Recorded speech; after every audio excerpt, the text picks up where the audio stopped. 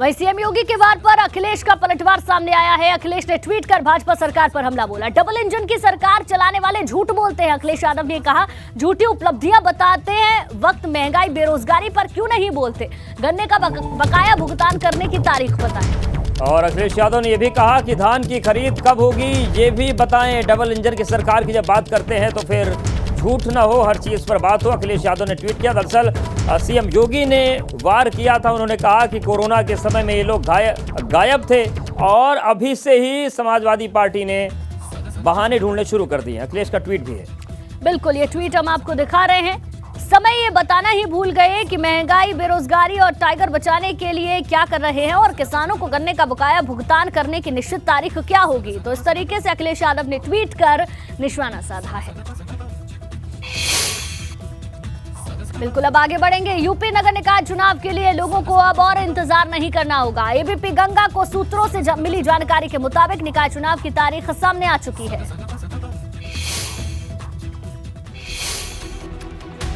हालांकि अभी इस पर फाइनल मोहर लगना बाकी है। सूत्रों के मुताबिक यूपी में इस बार नगरीय निकाय चुनाव आगामी दिसंबर में 4 चरणों में करवाए जाने की तैयारी है। राज्य चुनाव आयोग दिसंबर के महीने में ही चुनाव संपन्न करवा लेने की तैयारी कर रहा है। चुनाव आयोग के सूत्रों की माने तो इन चुनावों की मतगणना जनवरी के पहले हफ्ते में होगी और जनवरी में ही चुनाव परिणाम घोषित किए जाएंगे।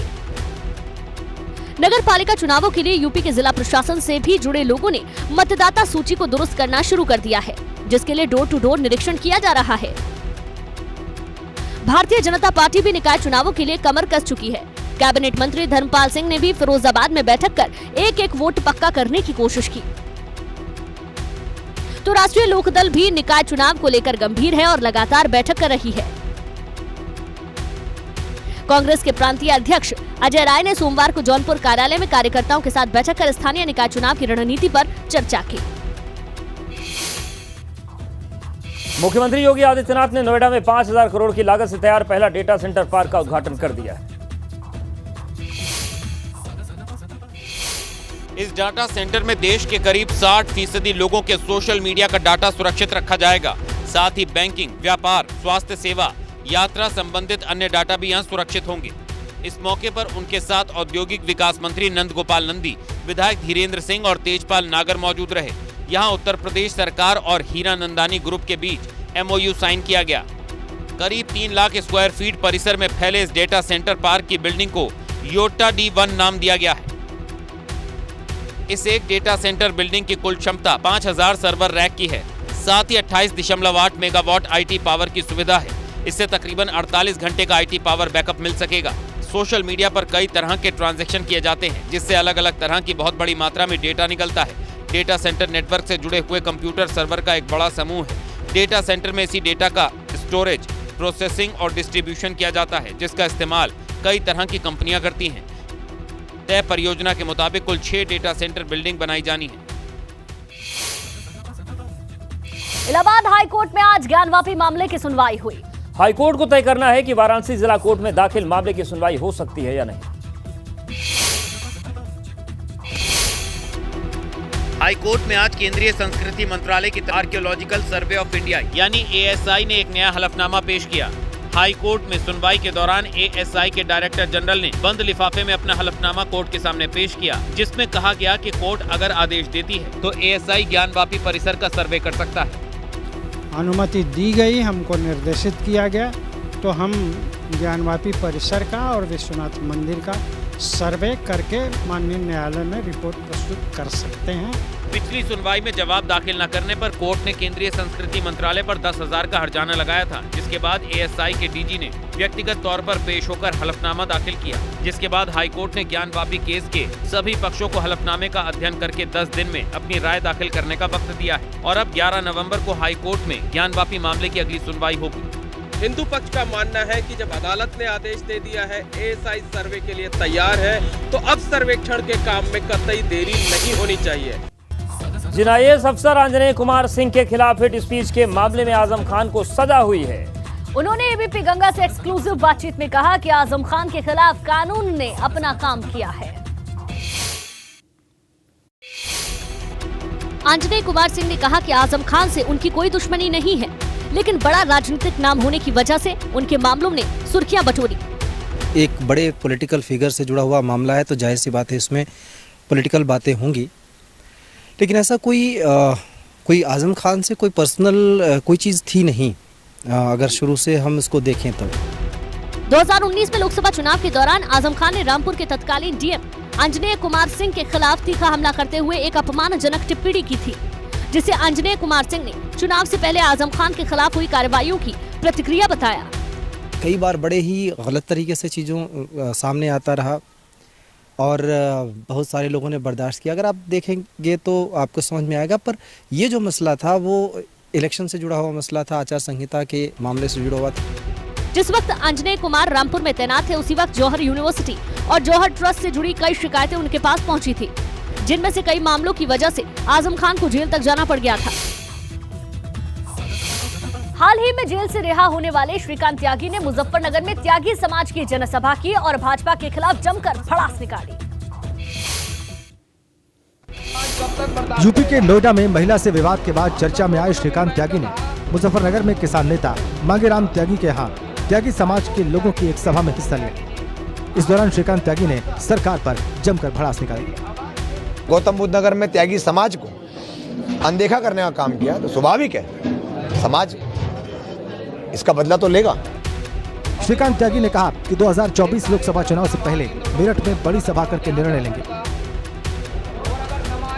त्यागी समाज के जो लोग भाजपा में छोटे छोटे कार्यकर्ता हैं, वो खुद को असुरक्षित महसूस कर रहे हैं, इसका बदला त्यागी समाज जरूर लेगा।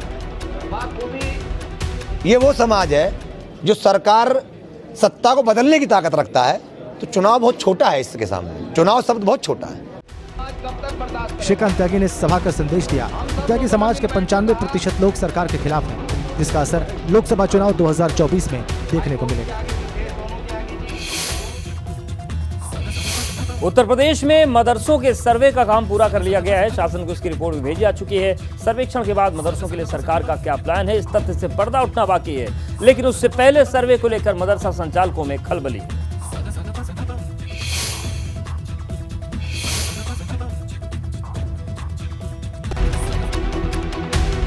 देवबंद मदरसा छात्रों को आधुनिक शिक्षा से जोड़ने को लेकर पीएम नरेंद्र मोदी और सीएम योगी आदित्यनाथ के एक हाथ में कुरान और दूसरे में लैपटॉप वाले बयान पर लंबे समय बाद ही सही जमीयत उलमाए हिंद के राष्ट्रीय अध्यक्ष और दारुल उलूम के सदर मौलाना अरशद मदनी ने कटाक्ष किया है। लैपटॉप लेकर के एक हाथ में न वो कुरान पढ़ा सकेंगे न नमाज पढ़ा सकेंगे, इसलिए हम ऐसे अफराद को पैदा कर रहे हैं कि जो मजहबी हैं, खालिस सर से पैर तक हमारी मजहबी ज़रूरत को पूरा करें। सहारनपुर के देवबंद स्थित दारुल उलूम की रशीदिया मस्जिद में आयोजित मदरसा संचालकों के सम्मेलन को संबोधित करते हुए मौलाना मदनी ने साफ साफ कहा है कि मदरसों को किसी भी सरकारी मदद की जरूरत नहीं। मौलाना अरशद मदनी के बयान पर राज्य मंत्री कपिल देव अग्रवाल ने पलटवार किया और बयान को आपत्तिजनक बताया। इस प्रकार के अलग बयान देकर के मदरसों को, दीनी ईमान पढ़ने वालों को, उन बच्चों को, उनके माता पिता को गुमराह करने का काम हो रहा है। मौलाना अरशद मदनी ने यह भी कहा कि मदरसों के किसी बोर्ड से जुड़ने का कोई मतलब नहीं बनता है। राजनीति के मैदान में अपने विपक्षियों के छक्के छुड़ा देने वाले उत्तर प्रदेश के मुख्यमंत्री योगी आदित्यनाथ ने लखनऊ के अटल बिहारी वाजपेयी स्टेडियम में क्रिकेट बैट के साथ चौके छक्के लगाए। मौका था राष्ट्रीय दिव्यांग T20 कप टूर्नामेंट के उद्घाटन का, जहां सीएम योगी ने क्रिकेट के पिच पर हाथ आजमाया और बल्लेबाजी कर प्रतियोगिता का शुभारंभ किया। उन्होंने पहली ही बॉल पर चौका लगा दिया। क्रिकेट मैदान में उतरने से पहले मुख्यमंत्री ने खिलाड़ियों को संबोधित किया और लौह पुरुष सरदार पटेल की जयंती पर उन्हें नमन किया।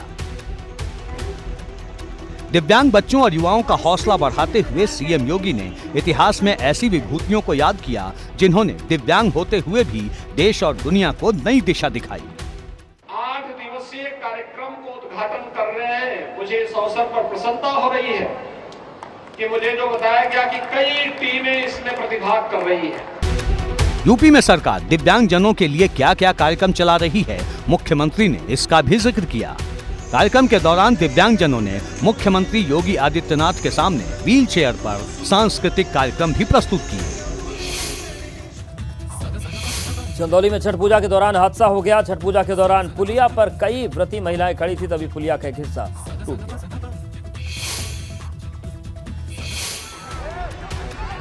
हादसा उस वक्त हुआ जब चंदौली के चकिया में कर्मनाशा नहर पर बनी इस पुलिया पर भारी संख्या में छठ व्रती पूजा अर्चना और अर्घ देने के लिए जुटी हुई थी। छठ व्रती महिलाएं जल में खड़े होकर सूर्य को अर्घ दे रही थी और पुलिया के एक सिरे पर कई लोग खड़े थे। तभी पुलिया का एक हिस्सा भरभरा कर टूट गया, जिससे कई लोग नहर में गिर गए। सुबह 6:18 पर पुल पर लोग थे, वो बैठ गया और 1-5 जाने की चोट लग गई। राहत की बात यह रही कि इस हादसे का शिकार हुए सभी लोग बच गए, क्योंकि नहर में पानी का लेवल बहुत कम था। घटना की सूचना मिलने पर मौके पर पहुंची पुलिस ने घायलों को अस्पताल भिजवाया। कोई चोटिल या घायल नहीं हुआ। छठ पूजा का समस्त कार्यक्रम पूरे हर्षोल्लास से संपन्न हुआ। इस पुलिया का निर्माण करीब 70 साल पहले साल 1953 में हुआ था और तब से लेकर अब तक मरम्मत न होने की वजह से ये पुलिया काफी जर्जर हो चुकी थी, जो हादसे की वजह बन गई। गुजरात के मोरबी में रविवार शाम बड़ा हादसा हो गया, जहां मच्छू नदी में बना केबल ब्रिज अचानक टूट जाने से कई लोग नदी में गिर गए। इसमें 141 लोगों की मौत हो गई। गुजरात के मोरबी में ब्रिज हादसे का सीसीटीवी फुटेज सामने आया है, जिसमें लोगों को सेल्फी लेते और मौज मस्ती करते देखा जा सकता है। 30 सेकंड के इस वीडियो में देखा जा सकता है कि सकरे पुल पर काफी भीड़ है। इसी बीच पुल पर सफेद शर्ट पहने एक युवक पुल के दोनों हिस्सों को हाथ से पकड़कर हिलाने लगता है, जिसके तुरंत बाद ही पुल पर बड़ा हादसा हो जाता है। पुल टूटकर मच्छू नदी के पानी में गिर जाता है, जिससे पुल पर खड़े सभी लोग पानी में समा जाते हैं। मोरबी में हुए ब्रिज हादसे में अब तक 141 लोगों की मौत हो गई। नदी के पानी से 170 से ज्यादा लोगों को रेस्क्यू किया गया है। गुजरात दौरे पर गए पीएम मोदी भी हादसे पर बोलते हुए भावुक हो गए। दुख की इस घड़ी में सरकार हर तरह से पीड़ित परिवारों के साथ है। मैं देश के लोगों को आश्वस्त करता हूं कि राहत और बचाव के कार्यों में कोई कमी नहीं आने दी जाएगी। ब्रिज मैनेजमेंट करने वाली कंपनी पर गैर इरादतन हत्या का केस दर्ज किया गया है। जांच के लिए कमेटी बना दी गई है। फतेहपुर में हिंदू संगठनों के विरोध पर धर्मांतरण के बड़े खेल का खुलासा हुआ। पुलिस ने मुख्य आरोपी पादरी को गिरफ्तार किया है। उत्तर प्रदेश में धर्मांतरण के मामले में लगातार सामने आ रहे हैं और ऐसे में फतेहपुर में भी धर्मांतरण का खेल जारी है। फतेहपुर की चर्च के अंदर प्रार्थना सभा की आड़ में धर्मांतरण का खेल चल रहा था, जिसका खुलासा हिंदू संगठन के विरोध के बाद हुआ। चर्च का पादरी ही धर्मांतरण कराने का मुख्य आरोपी है, जो लोगों को बहला फुसलाकर और लालच देकर धर्म परिवर्तन कराने का काम कर रहा था। बीते 15 अप्रैल को चर्च के अंदर कई लोगों के धर्मांतरण कराए जा रहे थे, जिसकी वीएचपी को भनक लगी और वीएचपी के कार्यकर्ता चर्च पहुंचे, जिसके बाद धर्मांतरण के खेल का खुलासा हुआ। हिंदू संगठन के विरोध के बाद पुलिस ने धर्मांतरण के मुख्य आरोपी पादरी दीपक मसीह को गिरफ्तार कर लिया है और 55 लोगों के खिलाफ धर्म परिवर्तन की धाराओं में मुकदमा दर्ज कर लिया है। पुलिस ने पादरी के पास से 4 अलग अलग पते के आधार कार्ड भी बरामद किए हैं। पुलिस की पूछताछ में फिलहाल पादरी ने जुर्म कबूल कर लिया है। पुलिस अब अन्य आरोपियों की तलाश में जुटी हुई है। आस्था का महापर्व छठ का समापन उगते हुए सूर्य को अर्घ देने के साथ हुआ और इस दौरान घाटों से अलौकिक तस्वीरें सामने आई।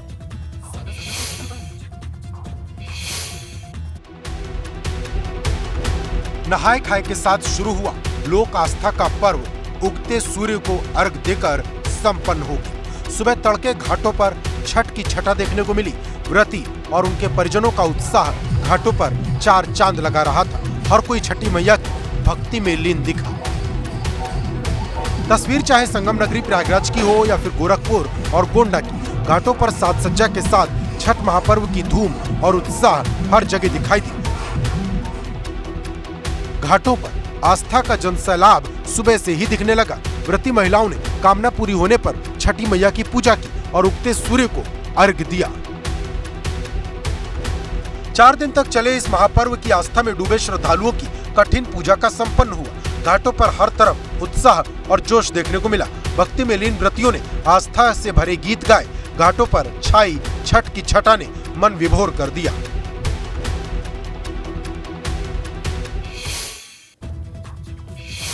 मऊ के एक सड़क हादसे का लाइव वीडियो सामने आया, जहां पर बाइक एक दीवार पर टकरा गई। हादसे में 2 युवकों की मौत हो गई, 2 घायल हो गए।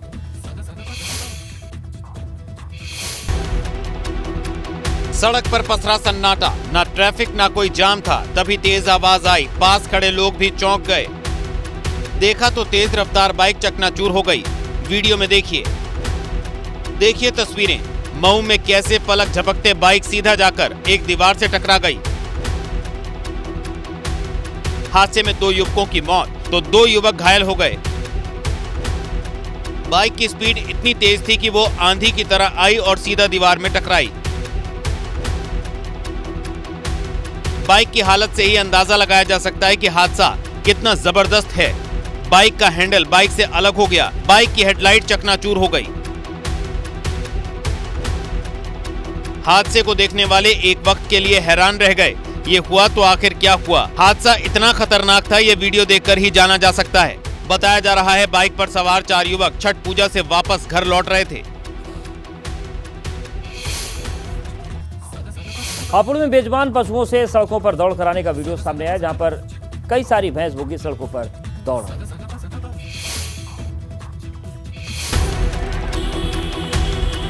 हापुड़ में कार्तिक पूर्णिमा मेले में आस्था के नाम पर बेजुबान पशुओं पर हुड़दंगियों ने कहर बरपा दिया। नियमों को ताक पर रखकर भैंस बुग्गी की दौड़ कराई जा रही है।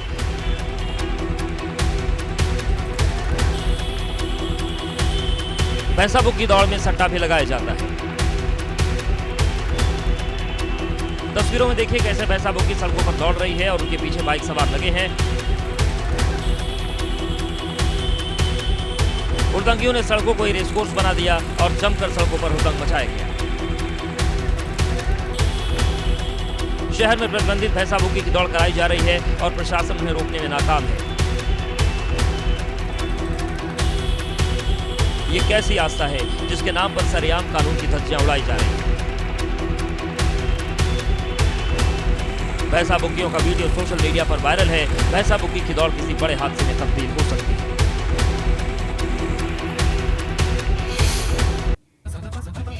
जालौन में महिला टोल कर्मियों ने एक कार सवार महिला के साथ जमकर मारपीट की और महिला की टोल कर्मियों ने लात घूंसों से पिटाई की।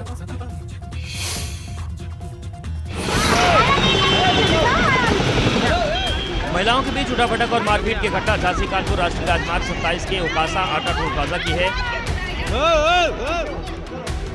टोल प्लाजा पर यह हंगामा उस वक्त हुआ जब बजरंग दल का एक कार्यकर्ता अपनी गाड़ी लेकर टोल प्लाजा पहुंचा और टोल टैक्स मांगने पर टोल कर्मियों से बजरंग दल कार्यकर्ता की बहस शुरू हुई। इस दौरान बजरंग दल कार्यकर्ता की पत्नी गाड़ी तोड़कर हंगामा करने लगी, जिसे रोकने के लिए टोल प्लाजा पर तैनात महिला कर्मचारी भी आ गए। बजरंग दल का नेता बिना टोल दिए ही आगे जाना चाहता, लेकिन महिला टोल कर्मी बैरियर लगा गाड़ी रोकने लगी, जिसके बाद विवाद बढ़ गया। इसके बाद देखते ही देखते महिलाओं के बीच तू मैं मारपीट में बदल गई और टोल कर्मियों ने हंगामा कर रही महिला के बाल पकड़कर उसके साथ मारपीट शुरू कर दी। इस दौरान टोल नाके पर मौजूद एक शख्स ने महिलाओं के बीच मारपीट की पूरी घटना अपने कैमरे में कैद कर ली, जो अब सोशल मीडिया पर वायरल है।